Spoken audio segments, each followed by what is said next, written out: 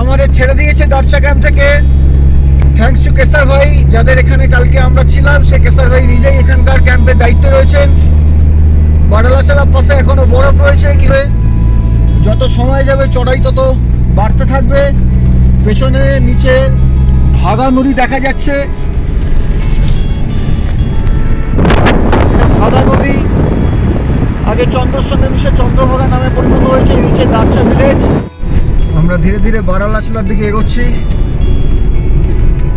সামনে কয়টা লরির কনভয় আছে, এগুলোকে ক্রস করতে পারলে ভালো, কারণ এদের চাকাতেই বরফগুলো কাদা কাদা হয়ে যায়, সমস্যা তৈরি হয়।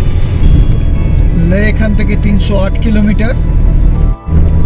জিংজিংবার শুরু হলো, জিংজিংবার ক্রস করে আমরা বারালাচালার দিকে এগোচ্ছি। 20 কিলোমিটার আছে বারালাচালা। নিচ থেকে অনেকটা উপরে উঠে চলে এসেছি, ভালো অল্টিটিউড গেইন করছি, সেটা ফিল করা যাচ্ছে। এবার যত উপরে উঠব বরফের দেখা রাস্তায় পেতে পারি, এবং দেখা যাক। জিংজিংবার থেকে শুরু হচ্ছে চড়াই, সেই চড়াইটা আমরা এখানে প্রত্যক্ষ করছি। চড়াইটা দেখো, চড়াইটা দেখো।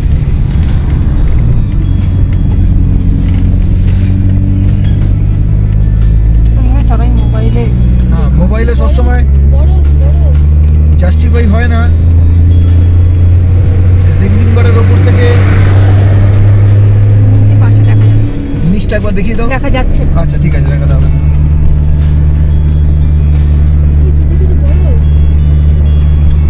আর কিছু কিছু কেন, এখানে পুরোটা বরফই পাবে। জিংজিংবার থেকে ওপরে উঠে এসেছি। রাস্তাটা নিচে দেখা যাচ্ছে, লরিগুলো আসছে। সামনে স্নোক্যাপ মাউন্টেন।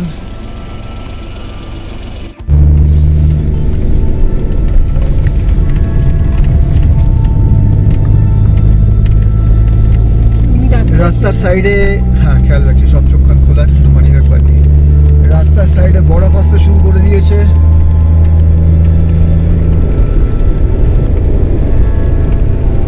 এবার এটাই রাস্তার উপর অবধি আসে নাকি এই অবধি, সেটাই দেখার।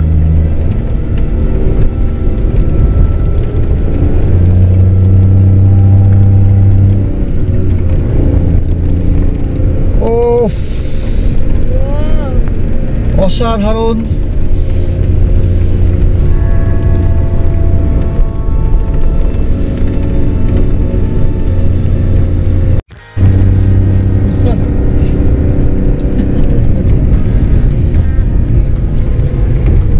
পাশের দিকে আরো এগিয়ে চলেছি। ওই গাড়ি নেই তো?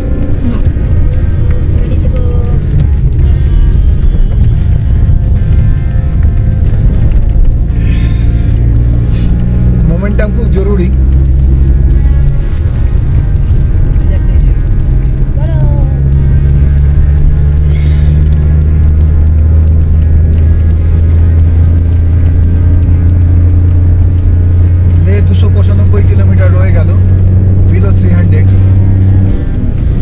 মাথাটাতেই সম্ভবত বারালাচালা পাস। আমরা একটা ছোট ব্রিজ ক্রস করতে চলেছি।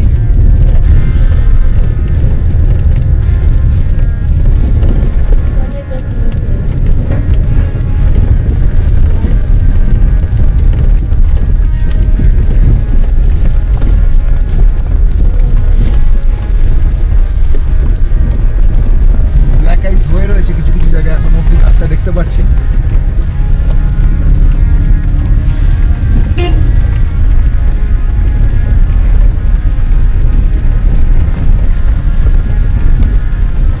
সূর্য ওঠার সঙ্গে সঙ্গে মেল্ট হয়ে যায়, কিন্তু বরফ পড়ার পূর্বাভাস আজকেও আছে। আজকে তারিখ কত? 16ই অক্টোবর। অ্যাকচুয়ালি 15, 16, 17 এই 3 দিনই বরফের পূর্বাভাস। এবং গতকাল তো এতটাই বরফ ছিল যে আমরা দারচাতে আটকেছিলাম। এবার আজকে এখনো অবধি দুপুর 2টোর পর থেকে বরফের পূর্বাভাস আছে। এবার দেখা যাক সেটা কতখানি এবং আমরা কতটা তার মধ্যে এগিয়ে যেতে পারি। পাসগুলোকে কভার আপ করাটাই গুরুত্বপূর্ণ, কারণ পাস বরফে ঢাকা পড়ে গেলে এবং হাই অল্টিটিউড পাস, সেখানকার ওয়েদারের কোনো বিশ্বাসযোগ্যতা নেই, যখন খুশি পরিবর্তন হয়ে যায়।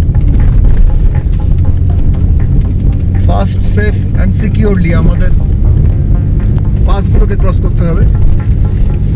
বাঁদিকে ভ্যালি,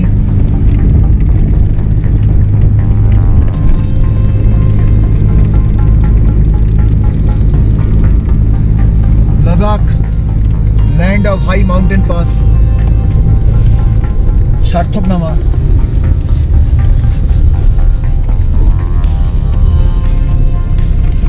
যার শুরুটা হচ্ছে রোটাং টানেল থেকে।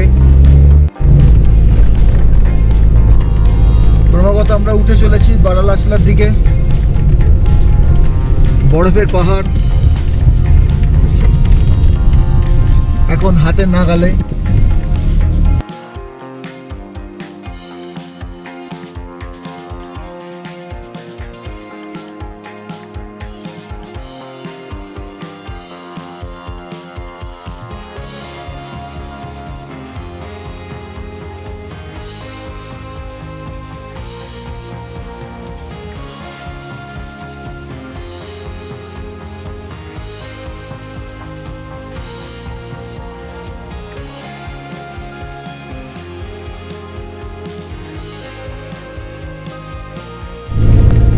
ওপরে গাড়িটা উঠছে বারালাচলা পাসের দিকে। আমরা এগিয়ে চলেছি। রাস্তার দুধারের চিত্র বদলে গেছে। বাঁদিকে পাহাড়টা দেখো। এবার সোজা করে ডান দিকে বা পুরোটা।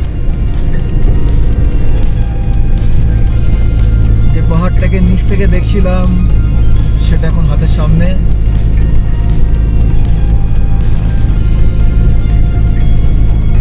এই পাহাড়কে ক্রস করব যে পাশ দিয়ে, সেটাই বারালাচলা। ক্রস করে আমরা ওই পাশে যাব। সেখান থেকে আবার ডাউনে আমরা নামবো। সাধারণত পাহাড়ের মাথাতেই পাসগুলো হয়, পাহাড়কে কেটে সেই দিকেই যাচ্ছে। এবং দুদিকের ভিউ দেখে বোঝা যাচ্ছে যে হ্যাঁ, এখানে বরফ পড়লে কি কন্ডিশন হতে পারে। বিআরওর জন্য যত প্রশংসাই করি না কেন কম। এত প্রতিকূল পরিবেশের মধ্যে এত উচ্চতায় তারা রাস্তা পরিষ্কার রেখেছে যাতে যাতায়াত সুগম হয়। তাহলে এই অল্টিটিউডে কয়েক বছর আগেও লাদাখ যাত্রা এই সময় অক্টোবরে এক প্রকার অসম্ভবই ছিল। কয়েক বছরের মধ্যে ভুল বদলে গেছে। রাস্তাগুলো দেখলেও এটুকু অন্তত বোঝা যায়।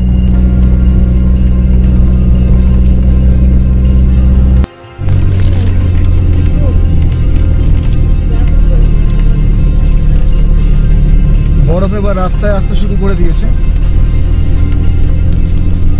ব্ল্যাক আইস হয়ে রয়েছে। পুরো ব্ল্যাক আইস আবার ঠিক মতো বোঝাও যায় না। আর মেল যে হবে সেরকম কোনো সম্ভাবনা দেখতে পাচ্ছি না, কারণ সূর্য ওঠেনি।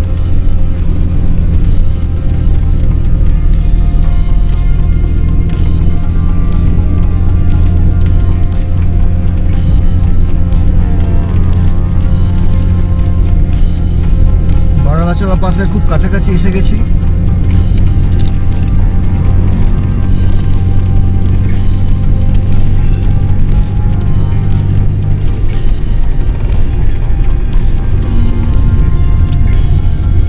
শুধু রাস্তায় ব্ল্যাক আইসকে লক্ষ্য রাখতে হবে।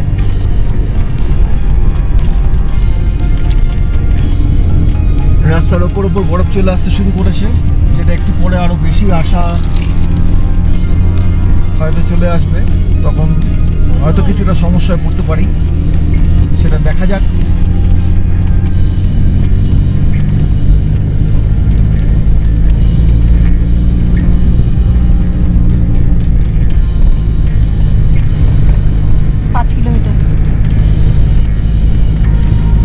গাড়ির মোমেন্টামটা থাক আর রাস্তার ব্ল্যাক আইসটা যেন না থাকে, এটাই। গাড়িটা যাচ্ছে যেন মনে হচ্ছে বরফের সমুদ্রের মধ্যে দিয়ে চলেছে।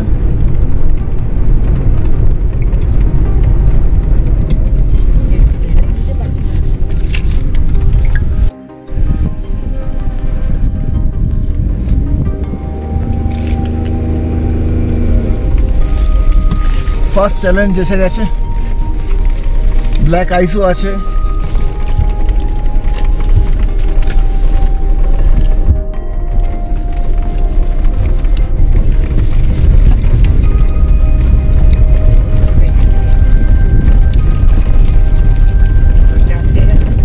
খুব ইজিলি অল্টো এই চ্যালেঞ্জটাকে ওভারকাম করলো, অনেকটা ডাউন ছিল।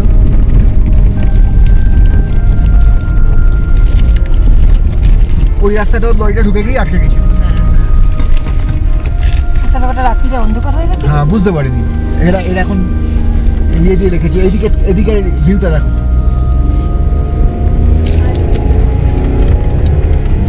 ওফ, এই কি কথা বলবো, কোনো কথা বলার আর জায়গা থাকছে না।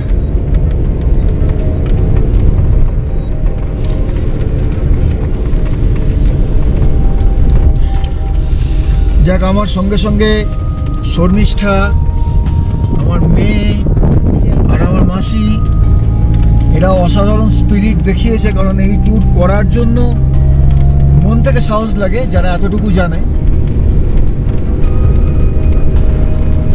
সবাই সাহস দেখাতেও পারবে না, এবং আমার ওপর ভরসা রেখে যে চলে এসেছে। সমতলের মানুষ যে কখনো পাহাড়ে চালায়নি, তা ওই একটা অল্টো নিয়ে, সেটা দেখার মতো। আমার তো নিজের খুব ভালো লেগেছে, আমি সম্মানিত হয়েছি।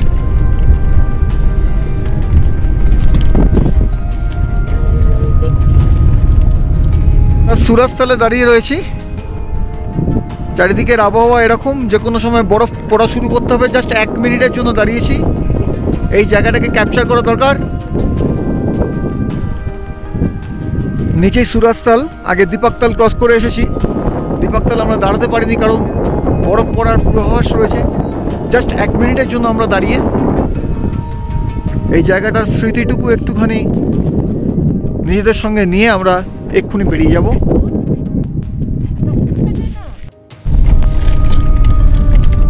যাচ্ছি, দেখো ওরে, পুরো ব্ল্যাক আইসের ওপর দিয়েই যাচ্ছি।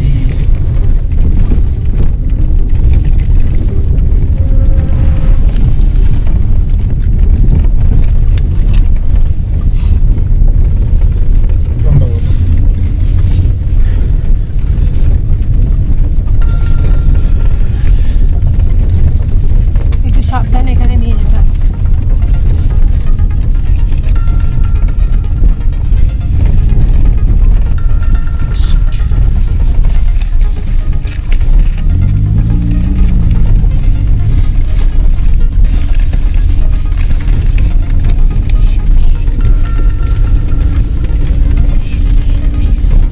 ঝাঁকুনি লাগতে পারে, সামনে বসবে।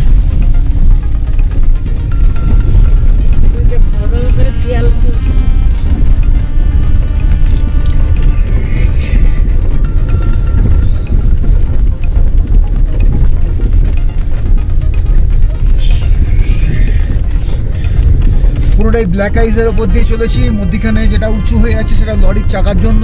আমি তো লরির চাকার মাপে যেতে পারবো না। একটা দিক নামিয়ে দিয়েছি, একটা দিক বরফের ওপর রয়েছে।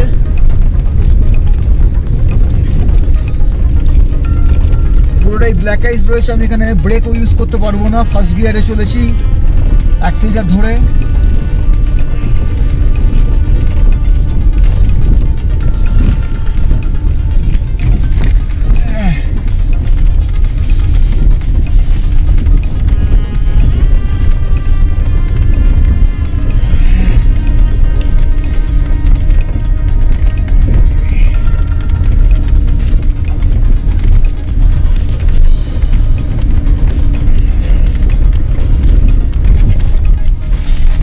গাড়ি স্কিড করছে,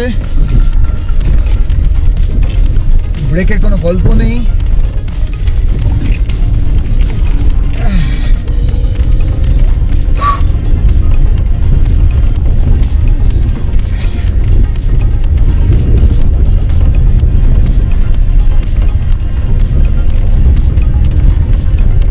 ভালো হয়েছে, কালকে আসলে আমরা ইয়েও করতে পারতাম না, খুব সমস্যা হতো।